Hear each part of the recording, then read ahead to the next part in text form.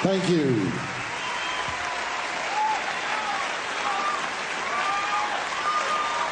Thank you.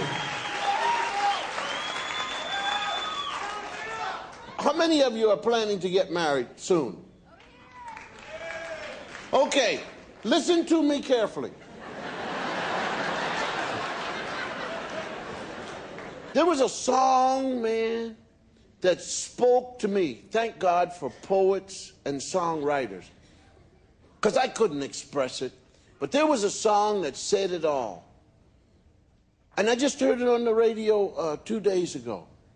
Ain't no mountain high enough. I mean, I can't sing, but I can say it, Jack. Ain't no mountain high enough to keep me from getting to you. I mean, whether you're married or not, you know you know what that means. No mountain high enough keep me from getting to you, Jack. Oh, baby. Oh, baby. No ocean wide enough to keep me from... Oh, baby.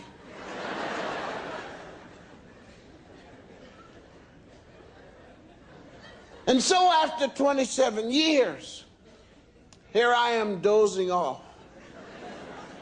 When in the first year, no way I would doze off, man. You know? But I love her more today than back then when I stayed awake.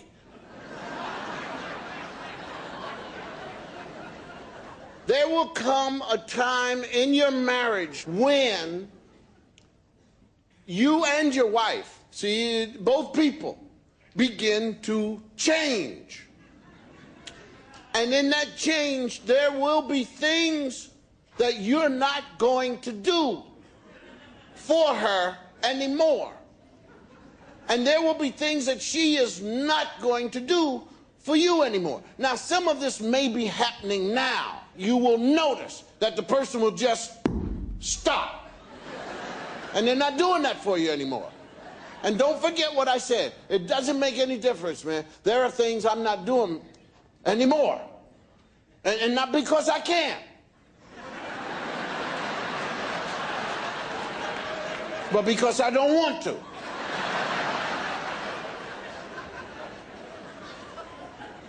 Let me give you an example of what I'm talking about. Ain't no mountain high enough to keep me from getting to you. Oh, baby. And back then, I would climb in the winter up 8,000 feet. Oh, baby. And I don't know when the change occurred. I don't know if it was the 5th year or the 15th. But I know today, if somebody came up to me and said, Mr. Cosby, your wife is up at the top of the mountain, said for you to come up and get her.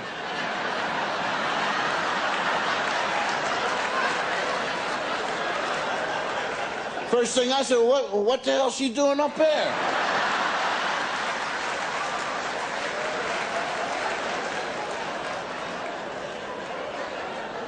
Then I called my son. So go on up here and get your mother. And bring her down here and take her over to the hospital and see if she's all right. Oh, baby. But I love her more today than back then.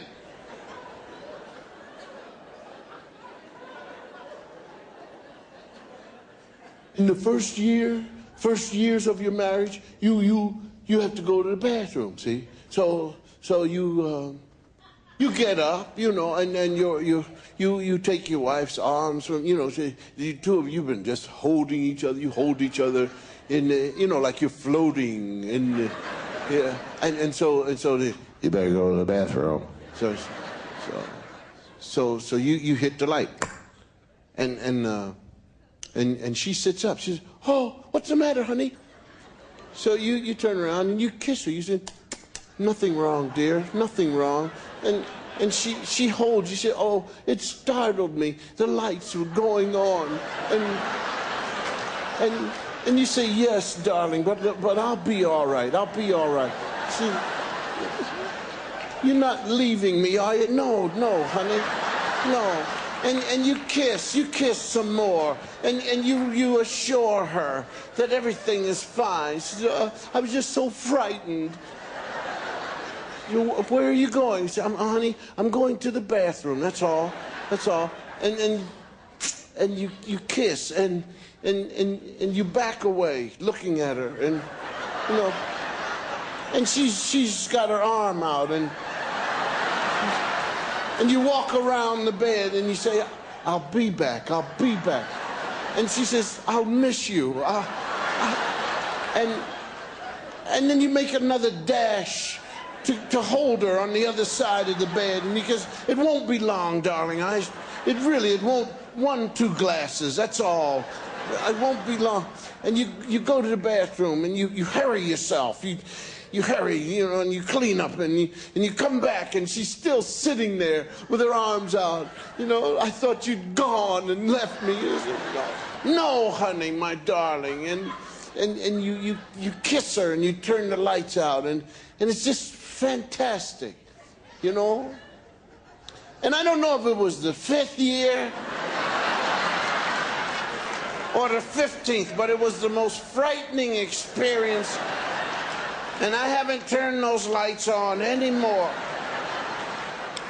I had to go to the bathroom, and as you get older, you have to go. And sometimes by the time you get there, you wonder why you got up.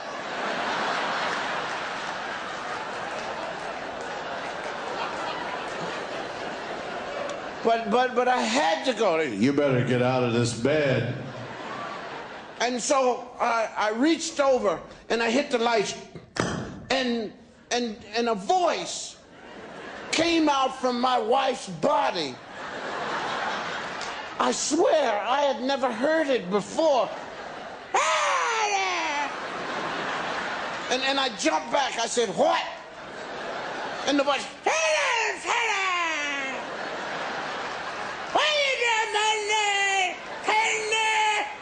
and I started to back away because I was frightened. I didn't know if this was The Exorcist, and you know, in a high voice or what. And her face was horrible, and it was an angry face, but I knew it wasn't my wife. And, so I said, "What are you saying? Speak." And she said, "You know what I'm talking about, turn the light." I said, "The what?" "The light, the light." So I said, "What is wrong with it?" "Turn the light out." I said, "But dear, I have to go to the... I don't care where you're going.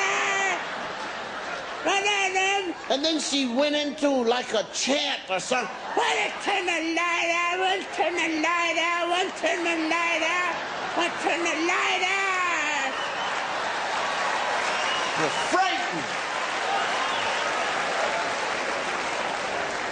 And then she grabbed the covers and pulled them over her head. And from under the covers was a... Turn the light.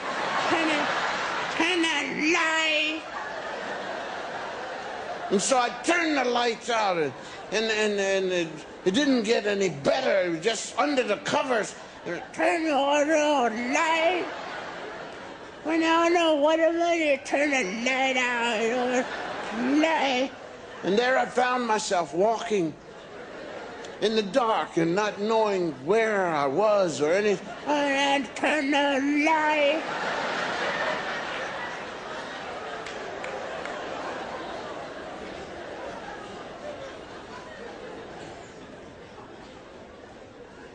And so I went into the bathroom, and you know, when you go into the bathroom in the middle of the night, you do the dumbest thing. you reach a point where you think you know where everything is. So you don't touch the light at all. And you find yourself walking in the dark, searching for the bowl, and you do it with your calves. You're gonna find, and you really think you're a genius. You say, yeah, we can find the bowl with our calves. All right, the calves will tell us because it's nice and cold around the bowl there. Okay, there it is, easy. All right, we're on the right side. All right, you got that? All right, now we go the other way. So now you know you're over the bowl. I'm talking about men now, you know you're over the bowl. Now you make a decision. You say, should we play a game called Is It Up or Is It Down?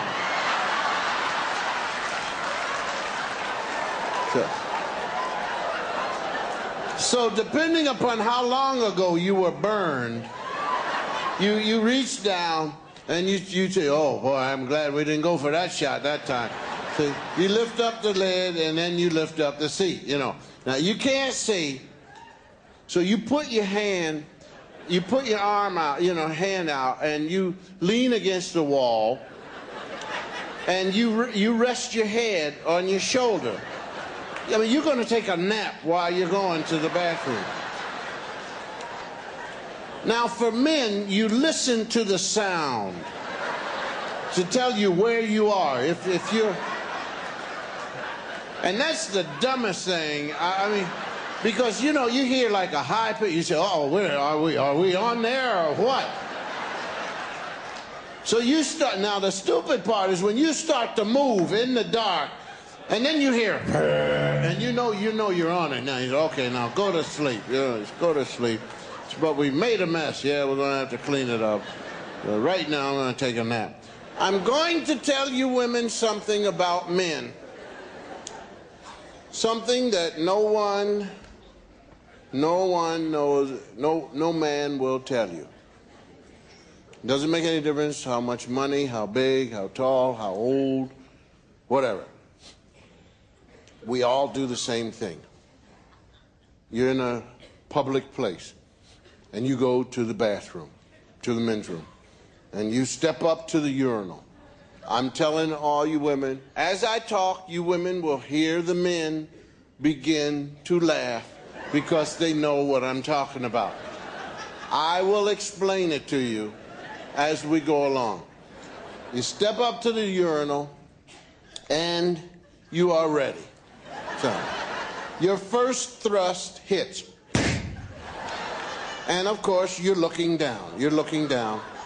And you see flying around in this bowl a little black bug.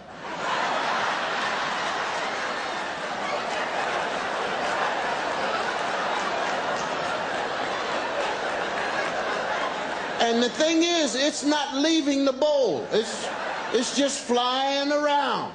And you decide to declare war on this bug. This is really a great video game, And I wish you women could see it, because there are literally hundreds of men standing, dipping and bobbing, and that's why they have those stalls there, because men have literally followed the bug over and hit another man trying to say, hey man, keep your game over there to yourself.